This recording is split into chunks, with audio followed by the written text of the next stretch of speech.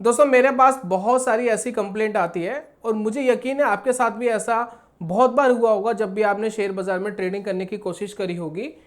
कई बार क्या होता है कि हम एक ब्रेकआउट पे किसी स्टॉक को बाय करते हैं, ठीक है। जैसे कि मान लेते हैं कि मैंने इस स्टॉक को एक ब्रेकआउट के बाद बाय करा, ठीक है। एक ब्रेकआउट आया, मैंने बाय करा और मैंने एक नीचे की तरफ एक एसएल लगा दिया। मान लेते हैं मैंने यहाँ पर एक एसएल लगा दिया, स्टॉप लॉस लगा दिया। एसएल का सिंपली मतलब यही है कि मार्केट अगर इस लेवल पर आ गया तो मैं अपना लॉस बुक करके बाहर हो जाऊंगा, ठीक है।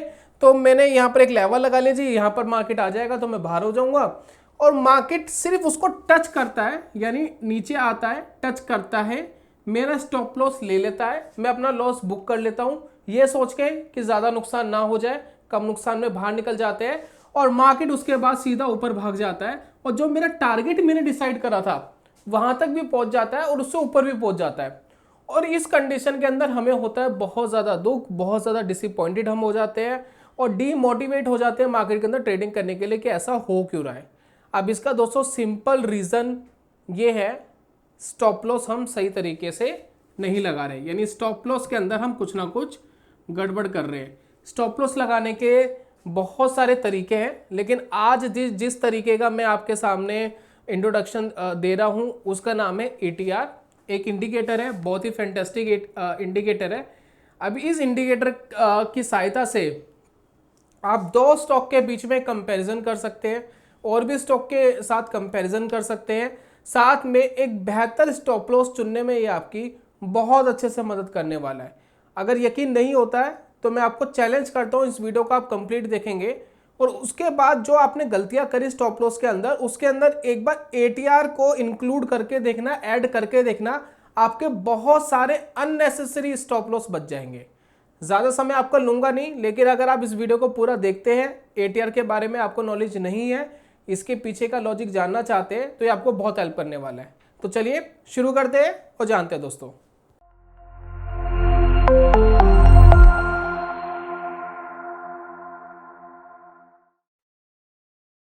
बहुत बहुत स्वागत है आप सभी का हमारे अपने YouTube चैनल ट्रेडिंग चाणक्य में। शुरुआत कर रहे हैं एटीआर से। ये एटीआर इंडिकेटर होता क्या है, जिनको पता है वो चाहे तो वीडियो बंद कर सकते हैं, लेकिन मैं कुछ अच्छी चीज़ें इसके अंदर बताने वाला हूँ जिसको आप सीखेंगे, समझेंगे तो आपके लिए ज़्यादा बेनिफिट होगा और जिनको नहीं पता वो तो वीडियो कंटिन्यू देखें। एटीआर की दोस्तों फुल फॉर्म होती है एवरेज ट्रू रेंज। जैसे कि नाम से ही हमें पता लगता है कि ये किसी चीज़ की एवरेज निकाल करके आपको देगा और वो आपकी किस तरीके से हेल्प करेगी। वो बहुत सिंपल है लेकिन बहुत इफेक्टिव लॉजिक है। आप मान लेते हैं कैंडल बनाते हैं हम। अब एक ये कैंडल है, ठीक है। अब मान लेते हैं कि कैंडल की जो ओपन है वो ये है, कैंडल का जो क्लोज है वो ये है, ठीक है। अब यहां पर मान लेते हैं कि जो मार्केट की ओपनिंग हुई वो 50 रुपीज पर हुई, ठीक है। मार्केट की जो क्लोजिंग हुई वो 55 रुपए पे हुई। तो हमारे पास एक सिनेरियो तो ये आता है, एक वॉलेटिलिटी हमारे पास क्या आती है कि जो कैंडल है वो 50 से 55 तक गई, यानी 5 रुपए की वॉलेटिलिटी इसके अंदर आई, ठीक है। यानी हम कह सकते हैं कि जो एटीआर है वो आया 5 रुपए का। लेकिन अब जो मॉडल जमाना है, जो ओपन क्लोज पर डिपेंडेंट नहीं है, वो हाई लो देखना भी बहुत पसंद करता है, क्योंकि ये एक्यूरेट वॉलेटिलिटी नहीं है। मार्केट ने एक हाई भी लगाया, एक लो भी लगाया है। तो अगर हम ये देखें कि मार्केट ने एक लो लगाया, तो मान लेते हैं ये लो है, ये हाई लगाया है मार्केट ने, और मार्केट ने लो लगाया दोस्तों मान लेते हैं 45 रुपीज का, मार्केट ने हाई लगाया 60 रुपीज का। तो अगर अब हम देखें तो अब हमारे पास एक वाइड रेंज आ गई और ये जो वाइड रेंज है ये हमारी एक्चुअल वॉलेटिलिटी है। ये एक्चुअल वॉलेटिलिटी है जो हाई में से लो माइनस करके आएगी। तो अगर हम हाई में से लो को माइनस कर दे तो हमारे पास एग्जैक्ट जो वॉलेटिलिटी आती है, अगर हम 60 में से 45 को माइनस कर दे तो हमारे पास वॉलेटिलिटी आती है 15। तो ये दोस्तों हमारी है एक्चुअल वॉलेटिलिटी और इसको हम कह सकते हैं ट्रू रेंज। ये है हमारी ट्रू रेंज, यानी जो हमारा एटीआर है, एटीआर के अंदर से अगर हम ए को हटा दे तो ट्रू रेंज तो हमारे पास आ गई है, लेकिन अब हमें निकालना है एवरेज ट्रू रेंज। अब ये एवरेज ट्रू रेंज का मतलब क्या है?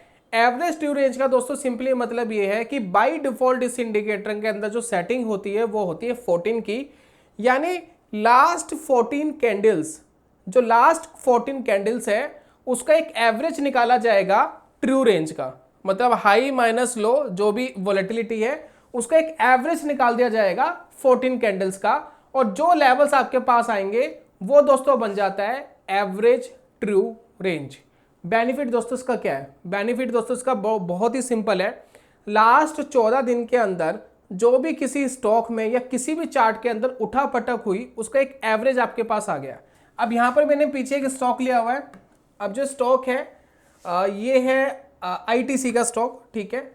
अब ये स्टॉक जो चल रहा है 425 रुपए का चल रहा है, ठीक है। अब इसके अंदर मैं लगाता हूँ एटीआर इंडिकेटर, लगभग हर चार्ट्स में हर ब्रोकर प्रोवाइड कराता है एटीआर, तो मैं लगाता हूँ एवरेज ट्रू रेंज। थोड़ी सी सेटिंग्स में जाकर के इसकी जो लाइन है उसको थोड़ा बोल्ड कर लेते हैं ताकि आपको क्लैरिटी से दिखाई दे, ठीक है।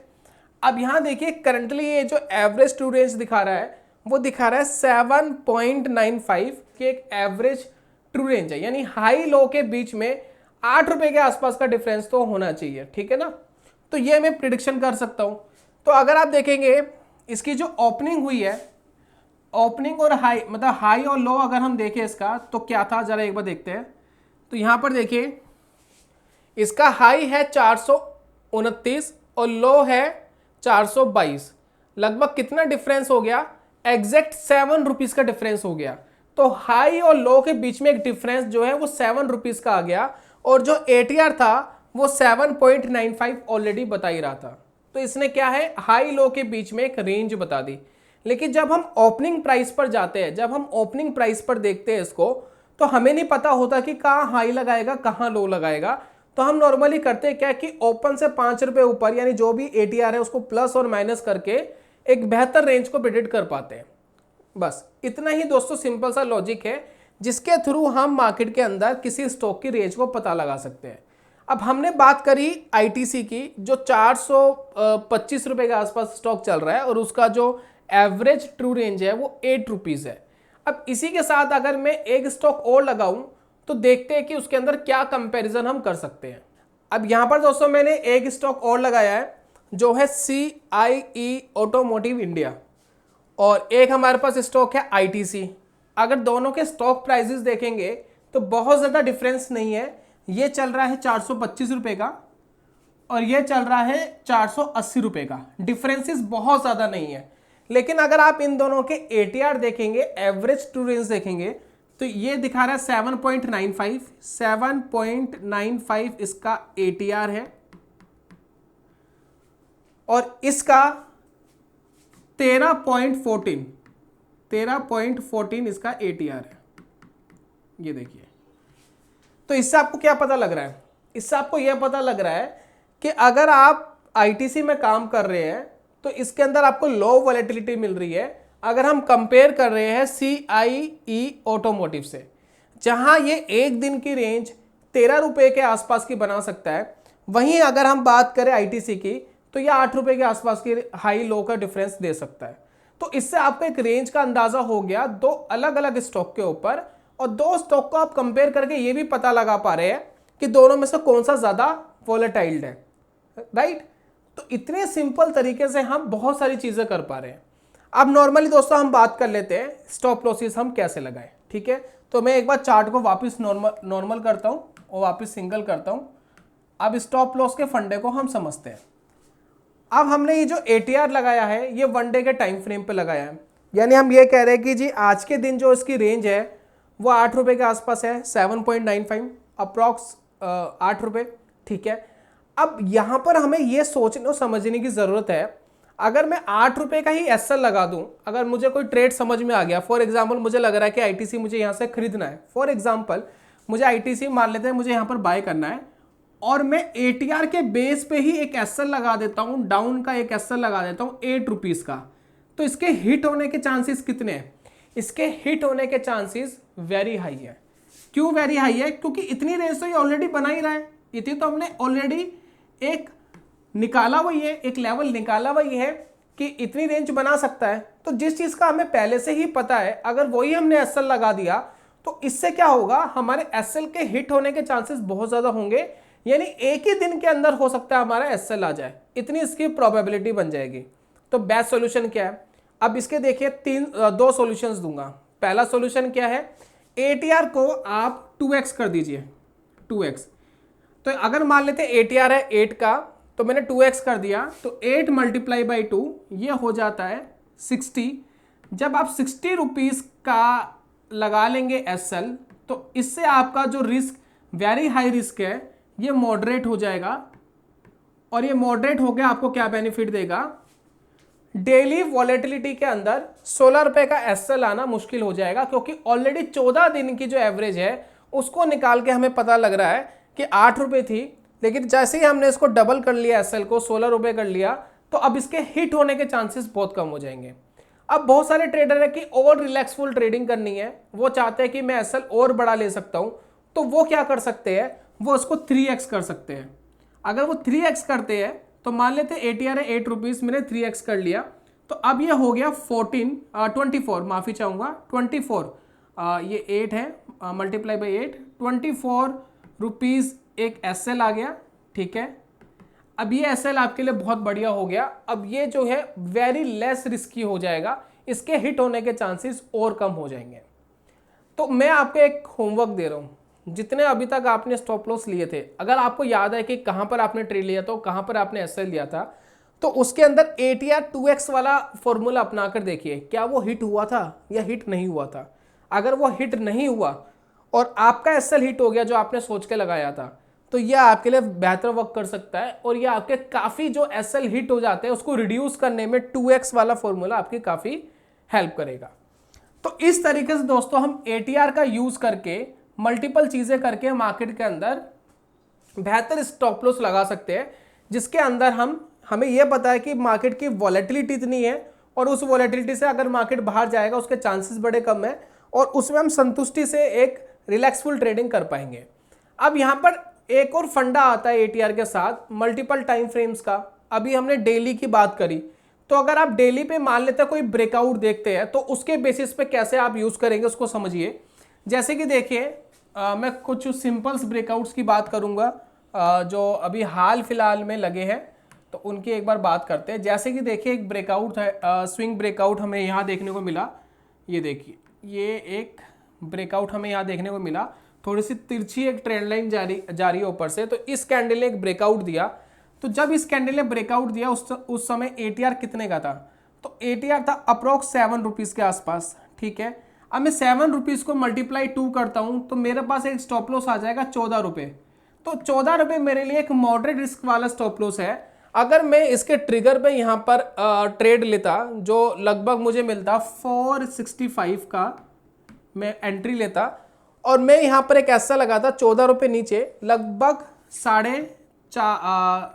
451 रुपीज़ पे अगर मैं ऐसा लगाता, तो ऑब्वियसली वो हिट नहीं हुआ, मार्केट बहुत अच्छे से ऊपर गया, और जितना मेरा रिस्क है उसके कंपैरिजन में 1.5 गुना या 2 गुना अगर मैं अपना प्रॉफिट रखूँ, तो अगर मेरे 40-50% भी ट्रिगर होते हैं प्रॉफिट्स, यानी टारगेट हिट होते हैं, तब भी मार्केट के अंदर मैं इजीली पैसा बना पाऊंगा। तो इस तरीके से मार्केट के अंदर आप स्टॉप लॉस की अपॉर्चुनिटी ढूंढ सकते हैं।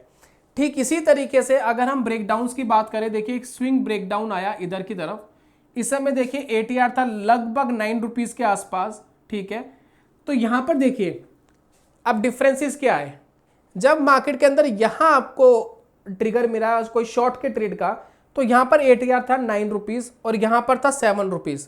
तो अगर किसी स्टॉक के अंदर वॉलेटिलिटी इंक्रीज हो गई है, तो ATR आपको ऑटोमेटिक क्या बताता है कि जी वॉलेटिलिटी इंक्रीज होगी है, स्टॉप लॉस आपको बढ़ाना पड़ेगा, और अगर आप स्टॉप लॉस बढ़ा रहे हो तो उस हिसाब से अपना टारगेट भी बढ़ा सकते हो। तो जैसे कि आप देख रहे हैं मार्केट बहुत तेजी से नीचे गया, अगर मार्केट इस रफ्तार से नीचे गया है और 9 रुपीज़ का मेरा SL, 9 रुपीज़ का ATR है, तो मल्टीप्लाई बाई मैं 2 करता हूँ, तो मेरा SL हो गया 18 रुपीज़ का, तो मेरा टारगेट भी बड़ा हो जाएगा। सिंपल है। तो क्या आपने पहले कभी ऐसा करा है कि एक ही स्टॉक के ऊपर वॉलेटिलिटी के हिसाब से आपने SL लगाया हो? मेरे हिसाब से बहुत सारे लोग नहीं करते। SL लगाने के लिए हम नॉर्मली सपोर्ट एंड रेजिस्टेंस का यूज़ करते हैं, वो इंपॉर्टेंट है, उसमें कोई बुराई नहीं है, आप सपोर्ट एंड रेजिस्टेंस का यूज़ करिए, लेकिन मैं कहता हूँ उसके अंदर एक बार ATR भी यूज़ करिए। अगर आपको ऐसा लग रहा है कि आपके सपोर्ट जहां आपने SL लगाया है वहां पर सपोर्ट है और आपका ATR सपोर्ट से थोड़ा नीचे आ रहा है, तो क्यों ना थोड़ा सा और हम रिस्क लेकर के उसको नीचे लगा लें। या हम ऐसा कर सकते हैं भाई एटीआर आपके सपोर्ट से थोड़ा सा ऊपर आ रहा है तो क्यों ना थोड़ा सा और उसको नीचे खींच ले, तो दोनों चीजें कंबाइंड भी तो की जा सकती है। तो इस तरीके से आप एटीआर इंडिकेटर का बहुत बखूबी तरीके से यूज कर सकते हैं। मैं ये नहीं कह रहा कि आपके स्टॉप लॉस हिट नहीं होंगे, लेकिन काफी हद तक आपके जो स्टॉप लॉसेस है वो कम हो सकते हैं अगर आप एटीआर का इस्तेमाल करते हैं। हाल फिलहाल में दोस्तों मैंने एक बॉलिंगर बैंड के ऊपर एक स्ट्रेटजीज बताई थी जिसमें मैंने स्टॉप लॉसेस एंड टारगेट्स भी बताए थे। आप उसके अंदर भी एटीआर को एक बार मर्ज करके देखिएगा कि स्टॉप लॉस में अगर हम एटीआर को भी इंक्लूड कर देते हैं तो क्या रिजल्ट थोड़े से फाइन हो रहे हैं, क्या हमारे कुछ स्टॉप लॉसेस बच रहे हैं। अगर बच पा रहे हैं तो ये आपके लिए बहुत अच्छा होगा। अगर मैं कहता हूं कि अगर हमने 5% स्टॉप लॉस भी बचा लिए तो आपकी ट्रेडिंग के जो प्रॉफिट्स है वो बहुत इंपैक्ट करेंगे आपके स्टेटमेंट में। बाकी दोस्तों यही था आज की वीडियो में। उम्मीद करता हूं कि एटीआर इंडिकेटर मैं आपको अच्छे से समझाने में कामयाब हो पाया हूं। बाकी जल्दी मिलूंगा नेक्स्ट वीडियो में, तब तक के लिए goodbye, God bless you, bye bye दोस्तों।